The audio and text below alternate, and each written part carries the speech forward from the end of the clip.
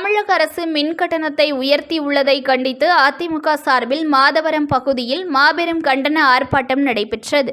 தமிழகத்தில் மின் கட்டணம் உயர்த்தப்பட்டதை தொடர்ந்து அதனை ரத்து செய்ய எடப்பாடி பழனிசாமி உத்தரவின் பேரில் அதிமுகவின் சார்பில் ஆர்ப்பாட்டம் நடைபெற்றது.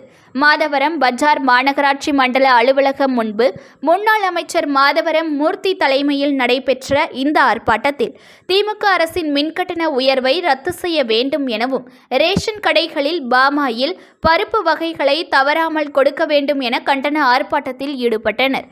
அப்பொழுது தமிழக அரசுக்கு எதிராக மின் கட்டணத்தை திரும்ப பெற வேண்டும் என்று ரேஷன் கடையில் வழங்கப்படுகிற பாமாயில் மற்றும் பருப்பு ஆகியவற்றை தடையில்லாமல் வழங்க வேண்டும் என்றும் சட்டம் ஒழுங்கை பாதுகாக்க வேண்டும் என்றும் கூறி கோஷங்களை எழுப்பப்பட்டன.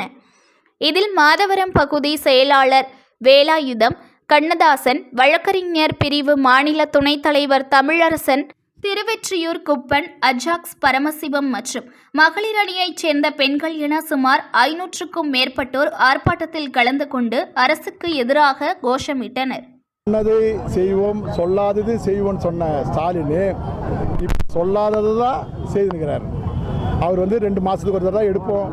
அதுவும் இல்லாத அதிகப்படியான மின் கட்டணம் இப்போ கட்டுறதை பார்த்தீங்கன்னா அடுத்த மாதத்துலேருந்து இங்கே இருக்கிற மீடியாக்கள் இருக்கிற அத்தனை சகோதரர்களும் நாங்களும் கட்ட சொல்லதான் அவருடைய கஷ்டங்கள் தெரியும். News1 தமிழை லைக் பண்ணுங்க, கமெண்ட் பண்ணுங்க, ஷேர் பண்ணுங்க, மறக்காம சப்ஸ்கிரைப் பண்ணுங்க.